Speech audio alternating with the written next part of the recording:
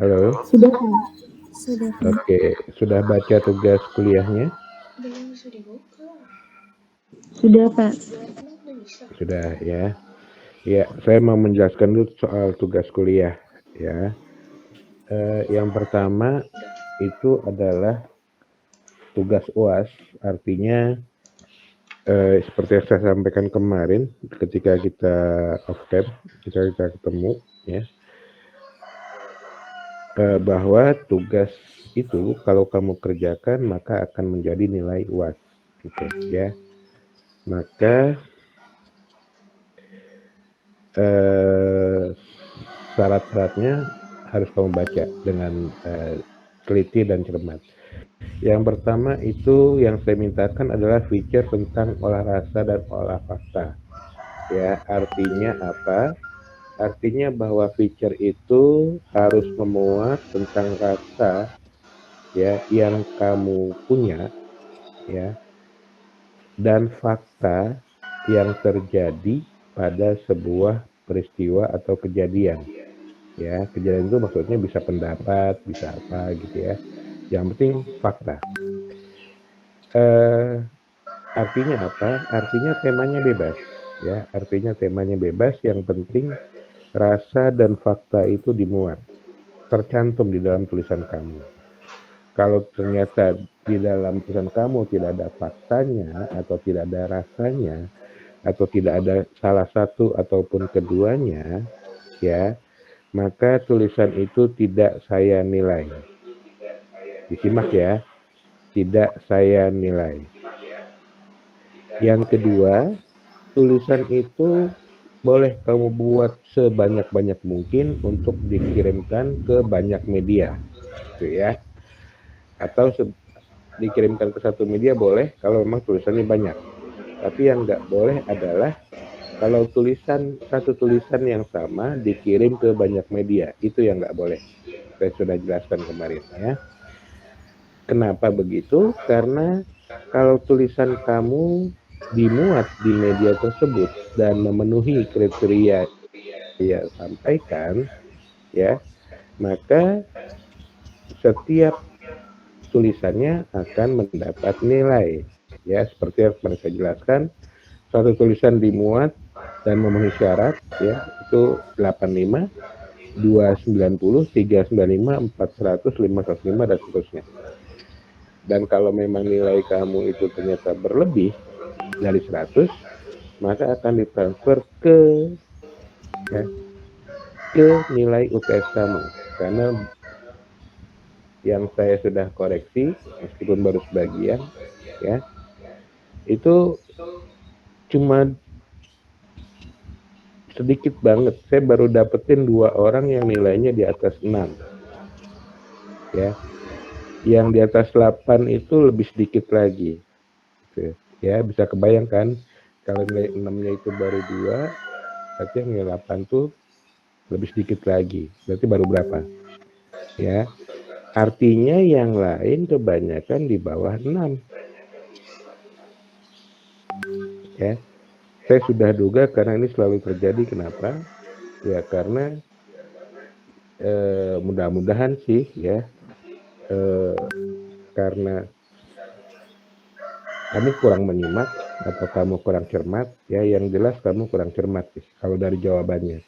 Kalau soal kamu nggak menyimak atau kamu karena kamu nggak on cam misalnya, jadi kamu cuma pasang nama doang, kamu nggak duduk di depan laptop kamu, tidak mendengarkan gitu ya, nah, itu resiko kamu gitu. Tapi buktinya ya itu ada pada ujian ini. Apapun alasan yang kamu sampaikan, tapi buktinya itu ada pada ujian ini. Buktinya nilai kamu di bawah 6 gitu ya. Lebih banyak nilai yang di bawah 6. Nah, oke, kembali ke soal tugas ya. Kriteria saya minta untuk tulisan kamu bisa dinilai ya untuk tugas UAS ini adalah yang pertama ya, bukan media abal-abal. Yang memuat tulisan kamu itu bukan media abal-abal ya.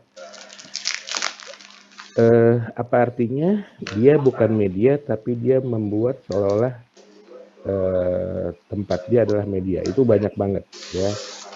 Saya kasih contoh bahwa nanti pada semester yang akan datang, kamu akan ketemu saya lagi untuk mata kuliah penulisan berita online. Nah, dari mata kuliah itu saya akan wajibkan kamu untuk membuat blog, ya. Dan blog itu harus kamu isi dengan karya-karya kamu, apapun bentuknya. Tapi yang utama adalah karya jurnalistik, gitu. Ya, kamu boleh masukin puisi juga, sastra juga, ya. Tapi karya jurnalistiknya harus ada. Gitu. Nah, kalau kamu simak, media-media online itu sebenarnya semuanya berangkat dari platform blog, ya. Semuanya, termasuk Kompas, termasuk Metro misalnya, tapi dikelola dengan profesional, ya. Dari mana kita lihat dia profesional, ya? Pada kriteria berikutnya, ya. Eh, Kamu sebelum kamu kirim ke media online itu, kamu harus mengklik dulu about us, ya. Jadi dalam media online itu pasti ada about us dan contact us. Pada about us, kamu akan lihat susunan redaksinya. Kalau dia lengkap, ada pimpinan redaksi, ada redaktur pelaksana, ada redaktur, ada dewan redaksi, ada reporter. Artinya media itu benar, tidak abal-abal. Kemudian pada kontak us, ya, itu ada alamat kantor yang benar, tidak rekayasa, tidak bohong-bohongan. Apalagi kalau misalnya alamat itu kamu tahu lokasinya, dan ternyata di lokasi yang disebutkan dalam kontak us itu tidak ada kantor, tapi pasar misalnya, ya, tapi lapangan bola misalnya, gitu, ya. Seringkali mereka merekayasa tuh asal gitu ya, asal buat alamat. Dia pikir orang nggak ada yang tahu di situ, ya. Dan kemudian kembali pada kontak us, di situ kamu juga bisa melihat badan hukum yang mereka miliki, ya, badan hukum yang mereka miliki. Kalau mereka tidak punya badan hukum, artinya itu belum menjadi sebuah perusahaan media yang mapan. Paham ya sampai sini? Ya. Jadi 3 hal tadi, susunan redaksi, alamat kantor, dan badan hukum itu mereka harus punya dan benar-benar gitu loh. Bukan cuma misalnya susunan redaksinya cuma 1-2 orang. Itu media abal-abal. Sudah sangat jelas karena sebuah media nggak akan mungkin dikerjakan oleh 1 atau 2 orang. Kecuali dia hanya mengkopas, ya, dari media lain, kemudian memuatnya kembali di media dia, mungkin. Tapi kalau dia betul-betul meliput, dia betul-betul dengan kerja keredaksian, itu tidak mungkin. Gitu. Paham ya? Jadi kalau susunan redaksinya cuma 1 atau 2 orang, atau misalnya cuma 5 orang, saya berani jamin bahwa itu adalah media abal-abal. Sampai sini jelas? Jelas? Kembali pada kembali pada kriteria selanjutnya. Yang kedua adalah perusahaan medianya itu harus merupakan anggota dari grup perusahaan. Contoh ya, misalnya pada grup Kompas itu ada Tribun, ada Kompas, ya, ada apa lagi? Banyak ya. Ada Intisari, ada banyak lah kalau Kompas. Kemudian Sindo misalnya. Sindo itu dia punya koran Sindo, dia punya majalah beberapa judul gitu ya, dan juga dia punya koran lainnya gitu ya. Kemudian misalnya apalagi Metro dia punya media Indonesia, ya, dia punya banyak media lain ya yang di dalam grupnya. Kemudian dia juga ada radio misalnya, sama kayak Kompas ya, dia juga punya radio, dia juga punya TV gitu ya, sama dengan Kompas, sama dengan Sindo ya. Jadi kalau dia bukan anggota grup ya, akan saya pertimbangkan. Artinya saya mintanya kamu masuk ke media yang merupakan perusahaannya menjadi anggota grup dari perusahaan besar, ada holding company-nya, gitu ya. Oke. Kemudian syarat yang ketiga adalah jelas, tadi yang saya bilang, jelas dan lengkap susunan redaksinya, ya. Kamu bisa kamu bisa lihat di about us. Kemudian poin keempat adalah jelas dan lengkap alamat kantornya. Kamu bisa lihat di kontak us. Kemudian yang kelima, perusahaannya memiliki badan hukum terdaftar. Untuk media online dapat dilihat pada about us dan kontak us, ya, pada situs tersebut. Oke, itu yang tadi saya jelaskan. Kemudian nomor 6, tidak dimuat pada rubrik jurnalisme warga atau apapun namanya, nama rubriknya, ya. Kenapa? Karena pada rubrik jurnalisme warga, ya, itu semua tulisan itu masuk tanpa seleksi, tanpa editing. Artinya apa? Artinya tidak ada penilaian untuk tulisan kamu dari mereka. Saya ulang, kalau kamu masuk ke rubrik jurnalisme warga yang merupakan servis dari media tersebut untuk pembaca, ya, itu artinya tulisan kamu tidak diseleksi dan tidak diedit. Artinya tidak ada penilaian. Padahal niat saya untuk kamu kirim dan dimuat di media, ya, penilaian itu dilakukan bukan oleh saya, oleh orang yang tidak saya kenal dan juga tidak kamu kenal. Artinya apa? Kalau yang menilai orang yang tidak kita kenal, artinya dia akan lebih objektif. Jadi kalau tulisan kamu bisa dimuat, artinya tulisan kamu memang layak untuk dimuat, gitu loh. Ya, paham sampai sini? Ya, jadi jurnalisme warga itu macam-macam namanya. Ya, ada yang suara warga, ada yang forum, ada macam-macam, ya. Ada jadi, dan saya bisa melihat apakah rubrik itu jurnalisme warga atau bukan itu dari ciri-cirinya, gitu ya. Maka untuk itu setiap kali kamu melaporkan atau mengumpulkan, ya, tulisan kamu itu di e-learning, ya, yang tempat tugas kuliah itu, ya, harus disertakan dengan naskah asli kamu, ya. Jadi setiap kali kamu melaporkan, Pak, tulisan saya terbit, gitu, terus kamu kirim linknya, gitu ya, maka link itu harus ditulis di dalam naskah asli kamu. Dari link itu nanti saya akan klik, ya, medianya, gitu. Dan link itu harus langsung menuju pada tulisan kamu di media tersebut, bukan pada berandanya, ya.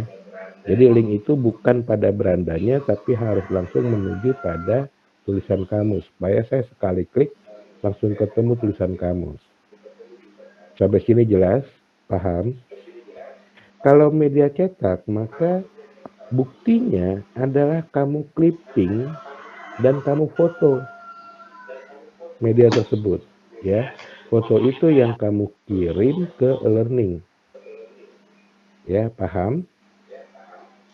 Ya, kalau kamu terbit di media cetak, ya, artikel kamu beserta tanggal dan nama medianya itu kamu foto, dan foto itu yang kamu kirim ke e-learning, ya, yang kamu kumpulkan.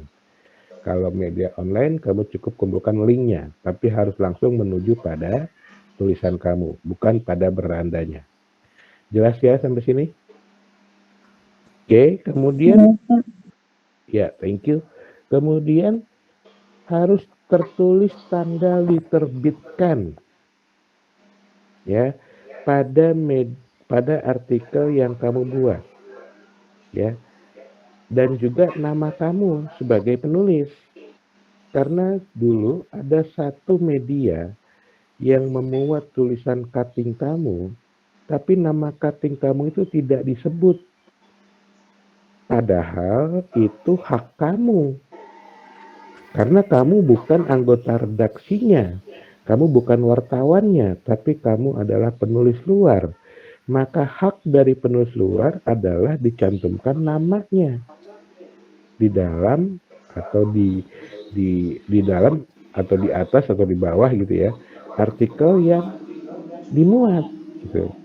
Jadi ya kalau misalnya tidak ada nama kamu, maka tolong urus dulu, kamu komplain dulu ke medianya ya supaya nama kamu itu dimuat.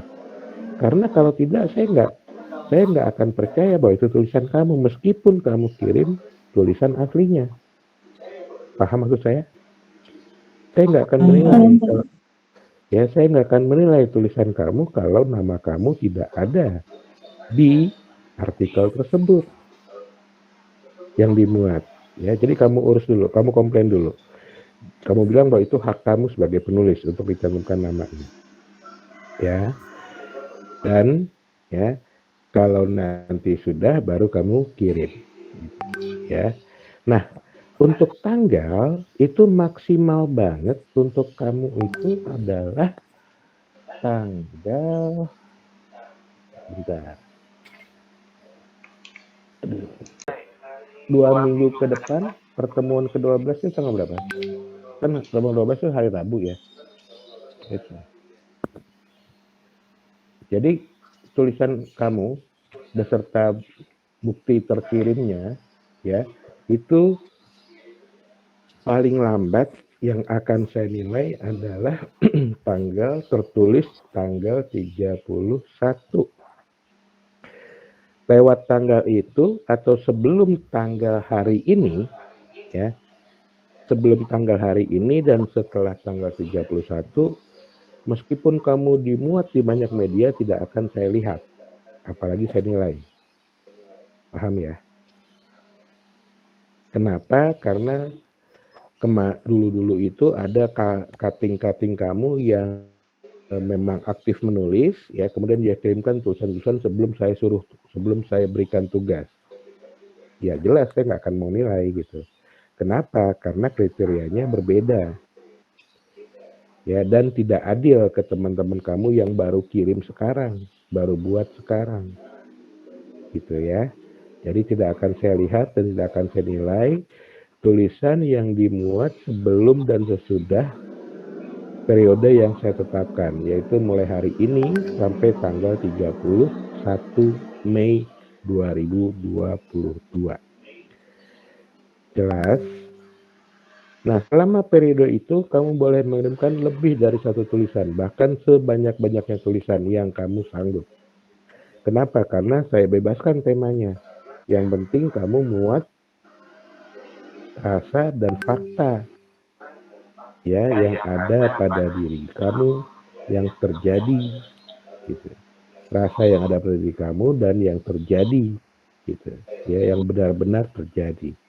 Artinya temanya bebas banget. Jadi kamu bisa nulis dengan banyak judul, dengan banyak tema ya, dan kamu kirimkan ke banyak media supaya ya semuanya itu bisa dimuat. Saran saya adalah pelajari dulu media yang akan kamu kirim. Kenapa harus dipelajari? Yang pertama ya, tadi ya, masuknya ke rubrik generasi keluarga. Yang kedua, ada juga cutting kamu yang masuknya ke rubrik cerpen. Karena dia sangka itu cerpen. Artinya apa? Fakta yang dia tulis itu dianggap fiksi oleh redaksi, sehingga dimasukkan ke dalam cerpen. Atau redaksinya tidak paham tentang feature, gitu. Ya, sehingga dia masukkan sebagai cerpen. Maka kiatnya, ya tolong diingat, kiatnya adalah tuliskan feature di pojok kiri atas atau di pojok kanan atas. Artinya apa? Kamu memberitahukan, menginfokan ke redaksi bahwa tulisan kamu adalah feature. Itu yang pertama. Ya. Yang kedua, kalau kamu sudah mempelajari media yang akan kamu kirim, maka sorry. Gampang kering. Ya. Maka kamu dapat menyasar rubrik yang kamu inginkan untuk tulisan kamu itu. Ya, supaya kamu bisa menyasar rubrik yang kamu inginkan, maka kamu harus mempelajari media tersebut. Sehingga kalau kamu sudah yakin benar bahwa tulisan kamu itu cocok dengan rubrik yang kamu inginkan, tuliskan nama rubrik yang kamu inginkan itu di bawah tulisan feature atau di atas tulisan feature pada pojok kiri atas atau pojok kanan atas. Artinya apa? Mereka tahu bahwa kamu ingin dimasukkan ke dalam rubrik itu. Itu akan memudahkan bagi redaksi. Kenapa? Karena akan langsung dikirim ke redaktur yang memegang rubrik itu. Sampai sini jelas? Jelas? Ya. Dan yang kriteria terakhir adalah tadi, sertakan naskah asli untuk tulisan tersebut ya saat kamu melaporkan atau mengirimkan bukti tulisan kamu dimuat via e-learning. Oke, sampai situ ada yang mau bertanya, silakan.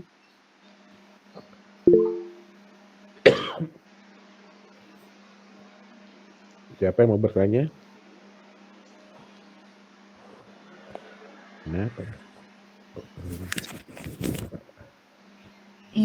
Masuk nggak Pak suara saya?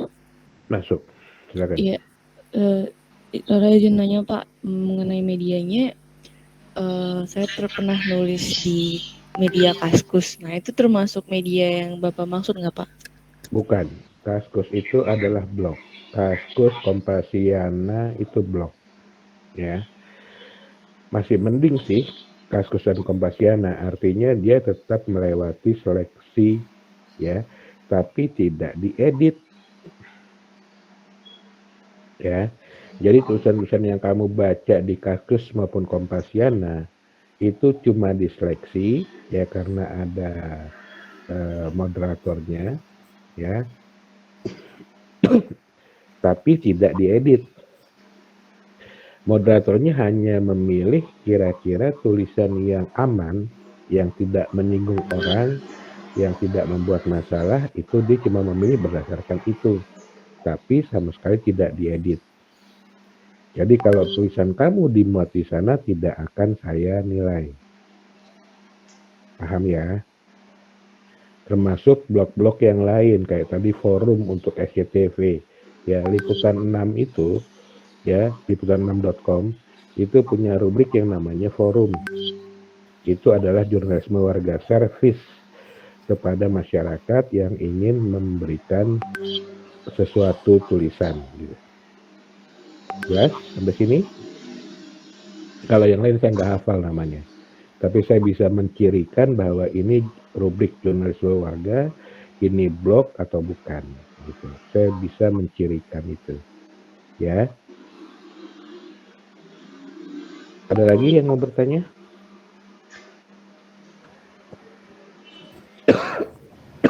Bapak, saya ingin bertanya. Ya, silakan. Kalau media kumparan itu boleh Pak? Soalnya saya pernah ngirim tulisan juga. Cuma dia nggak ada proses editing dari redaksinya langsung. Jadi tapi tetap ada koreksiannya gitu Pak. Jadi kita sendiri yang ngoreksi itu bisa Pak kalau kirim ke sana. Tergantung rubriknya. Kalau medianya sih boleh ya, tapi tergantung rubrik yang tempat tulisan kamu dimuat gitu loh. Ya kalau kayak tadi itu kamu rancu tuh, saya jadi bingung. Nggak ada editing dari redaksi, tapi ada koreksi ya, maksudnya gimana? Gitu. Iya, maksudnya nggak diedit langsung dari redaksinya gitu Pak. Jadi cuman ngasih masukan aja. Jadi yang edit tuh kita sendiri penulisnya gitu. Oke, kalau kayak gitu sih saya nggak akan nilai gitu. Karena artinya apa ya, dia tidak melakukan editing langsung gitu ya. Dia cuma ngasih masukan terus kamu yang edit lagi baru dimuat gitu kan. Artinya itu tetap dari kamunya. Sama aja kayak kamu nulis di blog kamu sendiri ya. Kamu bebas mau nulis tentang apa, kamu bebas mau kalimatnya seperti apa gitu ya. Nah, itu kan nggak ada seleksi, nggak ada editing gitu. Semuanya suka-suka kamu gitu.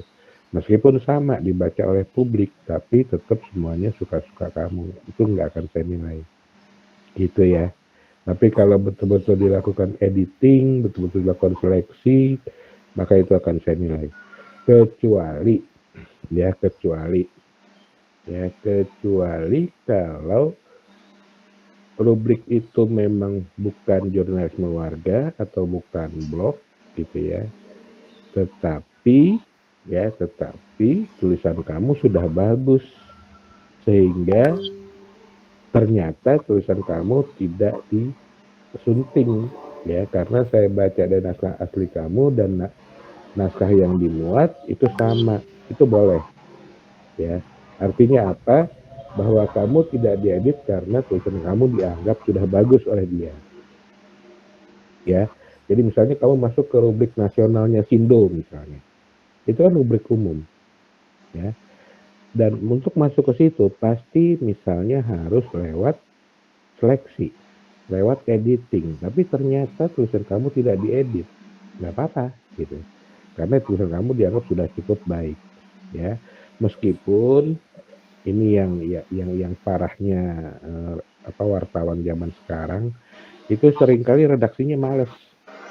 Contoh ya, dulu beberapa tahun yang lalu itu kita pernah kerjasama dengan Pos Kota dan hampir 2 kelas waktu itu ya magang di Pos Kota ya sebagai wartawan ya, magang sebagai wartawan. Dan ternyata saya lihat tulisan mereka itu parah, artinya parah, masih banyak typo, ya masih banyak yang nggak logis, nggak nyambung, tapi tetap tampil dimuat oleh Pos Kota, gitu loh. Itu yang saya anggap parah wartawan sekarang, mereka malas untuk ngedit, tapi sudah dimuat gitu loh. Ya, artinya apa? Ya kitanya sih yang malu, artinya itu mahasiswa mana gitu ya, walaupun mereka nggak nulis mahasiswa, mereka cuma nulis nama gitu ya di tulisannya gitu. Tapi kan kita sebagai dosennya gitu kan malu, oh ternyata anak buahnya cuma bisa nulis kayak gitu ya, parah banget ya. Udah bukan cuma tipe tapi juga nggak nyambung, nggak logis gitu, loncat-loncat alur pikirannya gitu. Kan kita yang malu, ya malu pada diri sendiri sih sebenarnya. Karena orang nggak tahu bahwa kamu itu mahasiswa PNJ dan saya ngajar kamu, kan nggak tahu sebagian besar masyarakat. Tapi saya yang malu, kok gini ya hasil yang saya ajarkan gitu. Paham sampai itu? Paham? Ya. Jadi kalau kamu dimuat di rubrik nasional Sindo misalnya tadi ya, dan ternyata tulisan kamu sama dengan naskah asli yang kamu kirim, nggak apa-apa, saya akan nilai gitu ya. Artinya tulisan kamu dianggap baik atau tulisan kamu lolos. Meski lolosnya itu entah karena tulisan kamu baik atau entah karena wartawannya males, redaksinya males. Gitu. Ada lagi yang mau bertanya?